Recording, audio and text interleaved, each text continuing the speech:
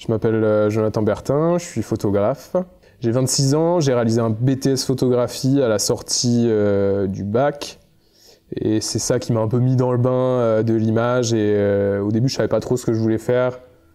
Et en fait, le fait d'être 2 ans dans cet environnement-là qui gravite autour de la photo, j'ai tout de suite su qu'après, je voulais vivre de ça. Et en parallèle, je faisais des petites blagues sur Internet. J'étais beaucoup sur Twitter avec des amis virtuels, enfin aussi réels.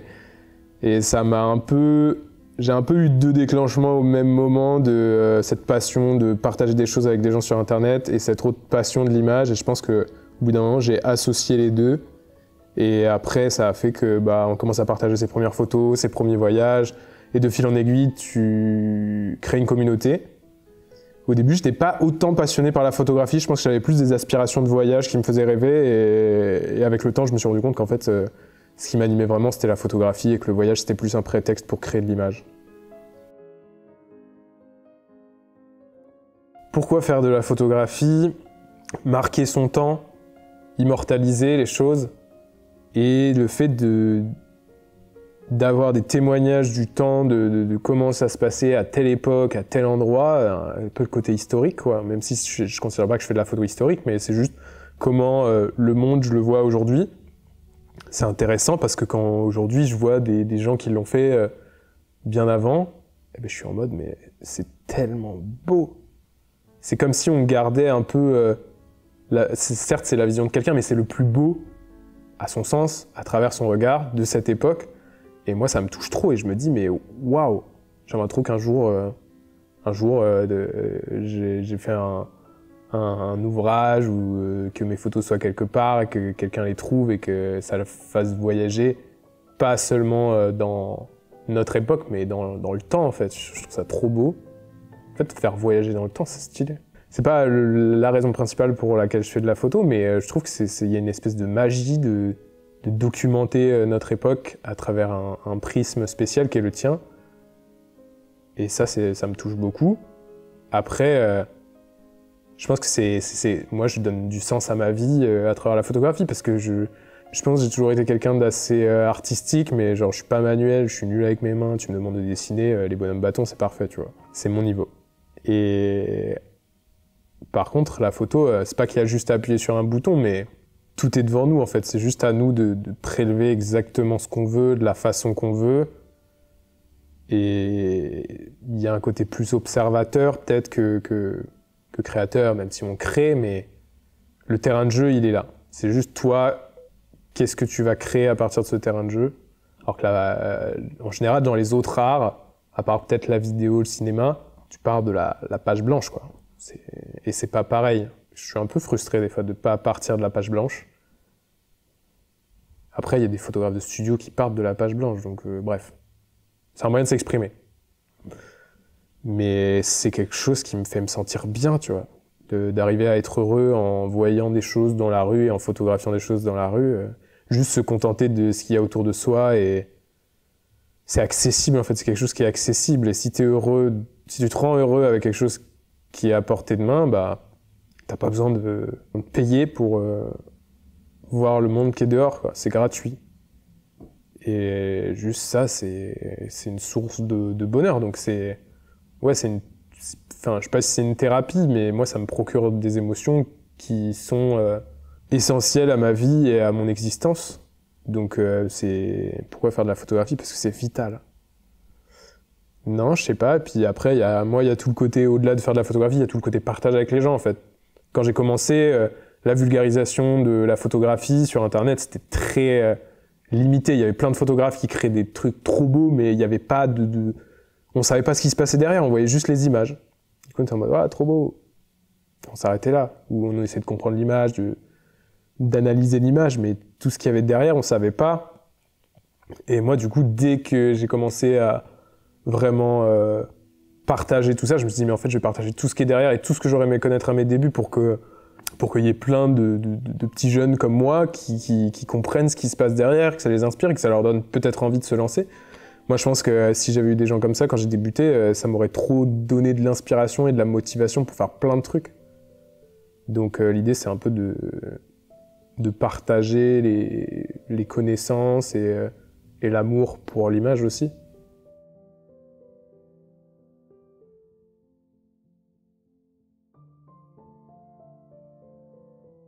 Si on me demande qu'est-ce qui m'inspire, genre le plus simple de A à Z, ça va être genre la lumière, les couleurs, les contrastes, les scènes, les gens, en fait tout ce qui se passe dehors globalement.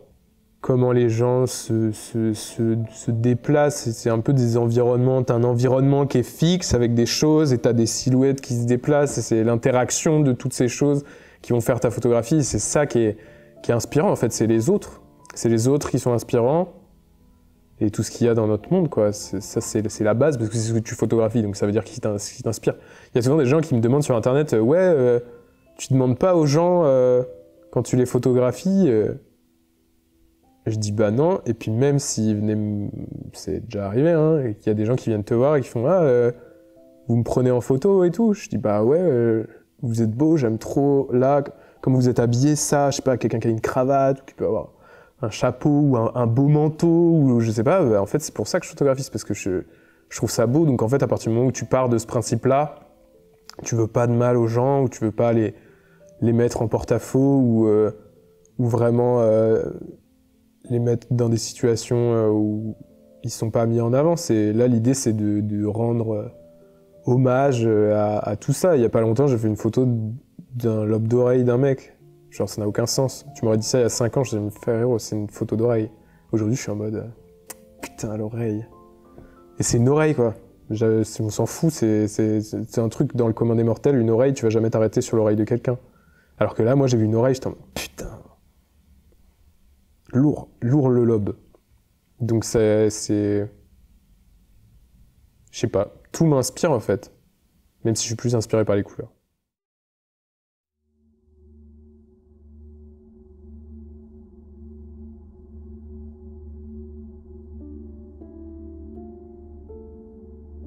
Je pense que ce qui me fait peur, c'est de perdre tout ça en fait. Le jour où je serai plus inspiré, j'espère qu'il n'arrivera pas ou jamais.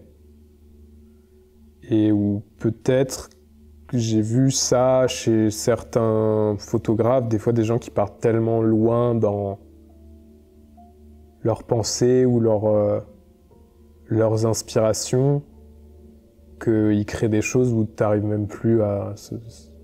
Soit t'as pas le recul et la maturité artistique pour pas comprendre, ou soit ils sont partis, ils sont dans un autre monde les types quoi. Et du coup, en fait l'art il est plus compréhensible. Ou peut-être que par certains. Et moi, je crois que j'ai un peu peur de... Je vois mon chemin et je vois comment avant, il me fallait des paysages de Maboule et des trucs déjà beaux pour faire des belles photos. Alors que là, aujourd'hui, un lobe d'oreille, bon, on revient à son lobe d'oreille, mais... je sais pas, peut-être qu'il y a déjà des gens, tu vois, ils disent « Mais putain, c'est un lobe d'oreille, on s'en fout, c'est moche. » En fait, peut-être que je suis déjà dans cette phase-là, mais à partir du moment où tu arrives à le justifier de façon assez claire, je trouve que ça va. Et si tu pars trop loin et que tu te perds en fait dans ce bain d'inspiration qui est énorme et tu peux aller tellement loin, et au final, je sais pas. Après, tant que tu t'épanouis dans ce que tu fais, ouais, je pense que c'est ça la peur, c'est de plus m'épanouir dans ce que je fais, quoi. Et de plus avoir d'inspiration, d'être blasé de ce que je crée, même si ça arrive par période, mais c'est les périodes les plus dures pour moi. Les périodes où je suis pas inspiré, c'est les périodes où je bade, où je me sens pas bien, où je chiale, où je suis motivé de rien, où y a rien qui me booste, quoi. Y a rien qui m'anime. Heureusement, j'ai des amis et des proches qui sont géniaux et qui me soutiennent dans ces moments-là, mais de toute façon, c'est toujours comme ça. Quand tu es dans un secteur artistique, en fait, c'est toujours des hauts et des bas. Tu peux pas être tout le temps ultra satisfait de tout ce que tu fais. Sinon, ça veut dire que t'es comme ça. C'est pas possible. Ou alors, si tu fais ça, c'est que t'es à côté de la plaque. En fait, si t'as pas de doute et que t'as pas de remise en question, tu vas pas plus loin. Et quand t'as des doutes et des remises en question, bah tu descends. Et le truc qui me ferait le plus flipper, ce serait de descendre, mais de pas remonter, quoi.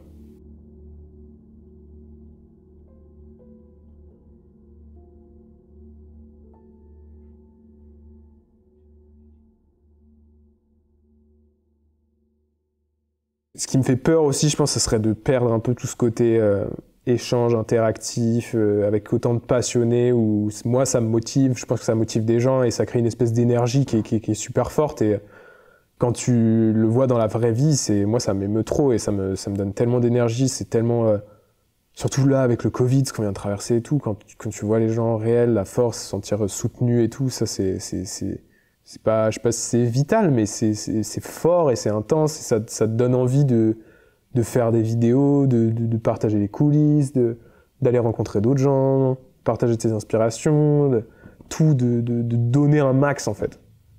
Et ça, c'est trop fort. Et je pense que perdre tout le côté digital de mon projet, je sais pas si Internet casse, s'ils ont cassé Internet demain, on sait pas, il y a un mec qui a débranché un câble. Et là, je me dis, putain, tous les gens avec qui j'ai échangé autant, avec qui on a partagé autant, pour les retrouver, galère quoi.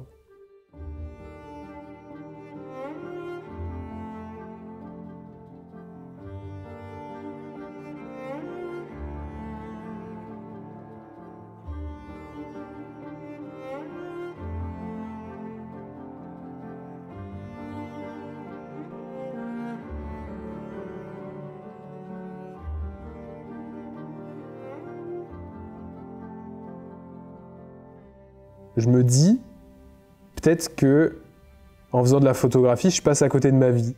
Parce qu'au final, dans ma tête, ça me paraît obvious que c'est ma vie. Et peut-être que, je sais pas ce qui serait passé si j'avais pas trouvé la photo, ça se trouve, j'aurais fait autre chose. Mais en fait, je me conforte tellement dans ce que je fais aujourd'hui que c'est inspirant et ça me plaît, ça me rend heureux et je suis content. Et ça me donne une liberté de vie qui est incroyable. Donc, peut-être ça, peut-être que en fait, j'ai souvent ce truc où il n'y a rien d'autre qui me passionne en fait. Enfin si, il y a des trucs, mais c'est à échelle minime. Mais la photo, c'est ma vie, tu vois. Du coup, en fait, si je perds la photo, c'est ça ma plus grosse peur, c'est de perdre la photo. Et ma peur, en fait, c'est de réaliser que sans la photo, je suis à rien. Enfin, je sais pas, ça se trouve, c'est ça, hein. Ça se trouve, je suis à rien sans la photo, je sais pas. Peut-être réaliser que mon existence est peut-être un peu trop vouée à cet art-là. Et en même temps, j'ai l'impression que celles et ceux qui ont master le truc, c'est des gens qui ont dévoué leur vie à leur passion, tu vois. Et moi, à partir du moment où ça m'épanouit, ça me rend heureux, ça va. Imaginons ce que je disais tout à l'heure, si à un moment je tombe créativement et que j'arrive pas à me relever, et que j'arrête tout, et que j'investis plus toute mon énergie et ma passion dans ma passion, je pense que ça me foutrait un gros coup au moral, quoi.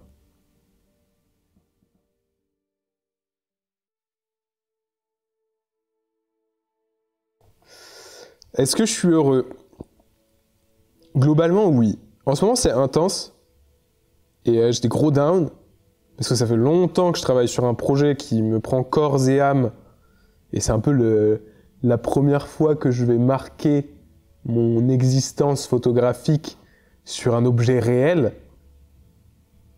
Et ça me prend la tête de ouf parce que, en fait, il n'y a qu'une fois où c'est la première fois que tu fais ça.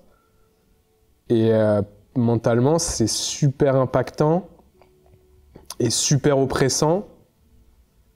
Et parce qu'il y a aussi...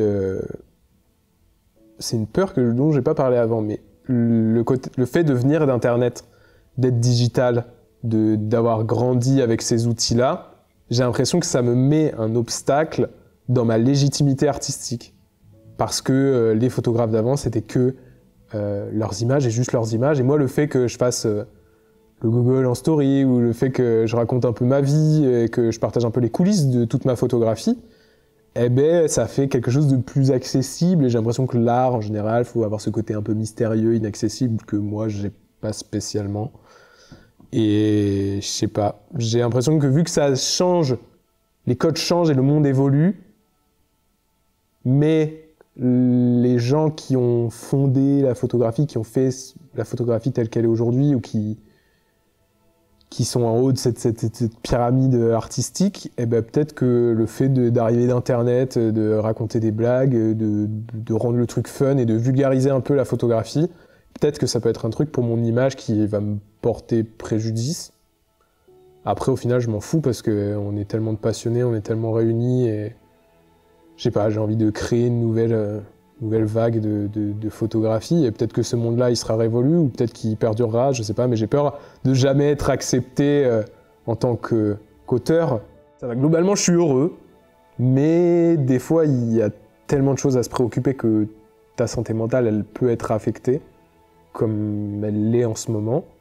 Mais je sais que toute cette énergie que j'ai investie, qui pour moi est surdimensionnée, c'est pour réaliser un rêve en fait. Donc je sais qu'après je le regarderai, je sais que quand je vais recevoir le premier exemplaire, le proto, je vais chialer. Donc c'est que ça me rend heureux. Et après au quotidien, sinon quand il n'y a pas de gros projets comme ça, c'est le kiff. Mais là en ce moment c'est genre, c'est dur. Ça me fait réaliser à quel point le travail des créateurs, des créatifs sur Internet, il est intense. Et là, je m'en suis rendu compte il y a pas si longtemps que ça, vu que ma boîte commence à grandir et tout, on s'entoure et j'ai pris un alternant cette année. Et au début, il était un peu perdu face à autant de choses, tellement on fait de choses et tellement c'est varié tout ce qu'on fait. Et je pense qu'il y a des gens qui crachent sur les influenceurs, les créateurs de contenu, et en fait, tu les mets à ta place. Tu te dis, tiens, vas-y, je te file les clés, je te file mon compte et tout, vas-y, mec. Il y en a, ils tiendraient pas 3 jours. Parce que t'es sollicité de partout, il se passe trop de choses, faut créer trop de choses. Moi, après, je me suis conforté, j'adore ce rythme, et c'est ce qui fait que je m'ennuie jamais, parce que ça pop de partout. Mais c'est un truc où des fois, les gens se rendent pas compte, ou même, tu sais, genre des critiques, et toi, à côté, t'essaies de faire au mieux à chaque fois, et ça arrive des fois que t'as un petit tweet à la con, ou un truc où tu pètes un câble un peu, tu vois, où tu te dis, bon, ça me saoule. Les gens sont en mode, ah, tu te rends pas compte, tu peux pas dire que ça te saoule, il y a des gens, nanani, nanana. Et c'est difficile d'avoir une image, publique, toute nickel et tout, et des fois, ça peut te prendre un peu la tête de voir que des gens te clashent ou t'apprécient pas et tout. Bon, après, moi, ça va, j'en ai pas 12 000 non plus, mais il y en a, non seulement tu te tapes tout staff, et en plus, t'as des critiques, t'as du harcèlement, t'as des trucs comme ça, genre... C'est fou, quoi. Mais sinon, je suis heureux.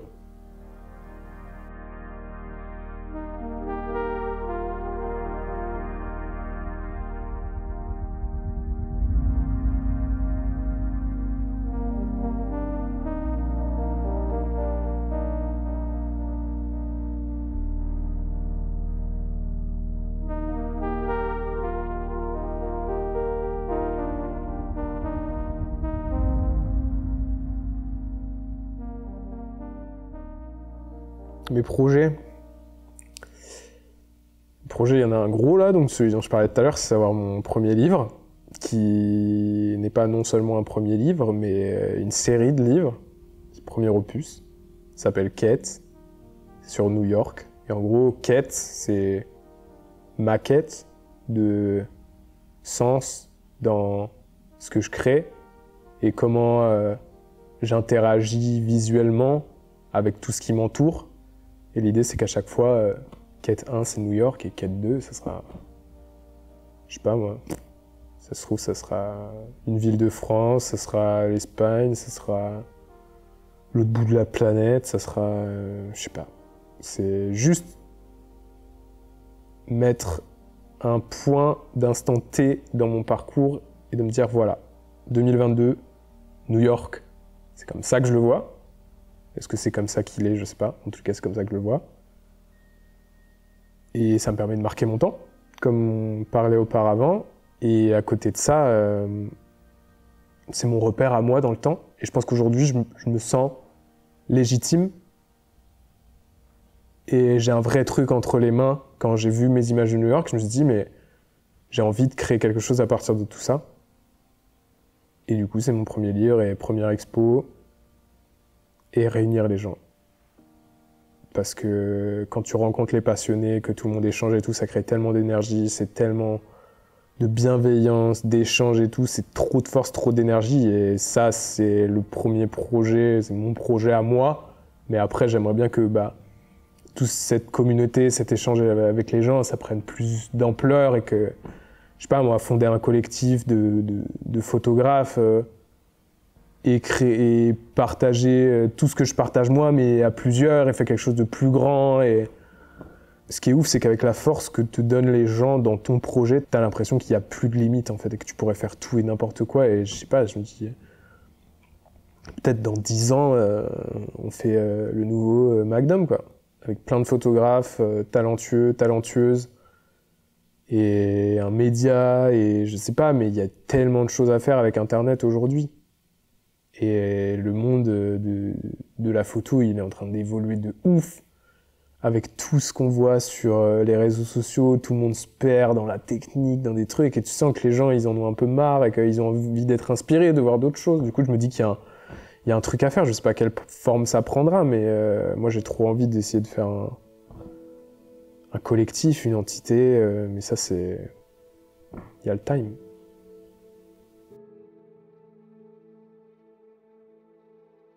Ma destinée, je sais pas si j'ai vraiment une destinée, mais je pense que c'est continuer de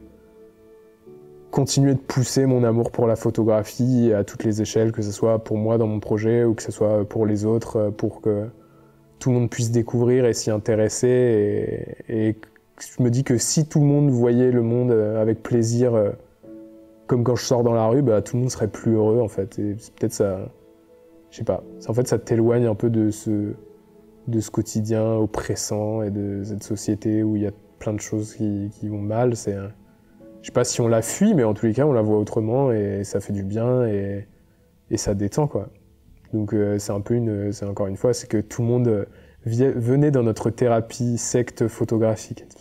On dirait, j'en parle comme une secte, mais genre vraiment, c'est juste kiffer et s'épanouir dans ton art et inviter les autres à faire pareil, en fait, c'est tout.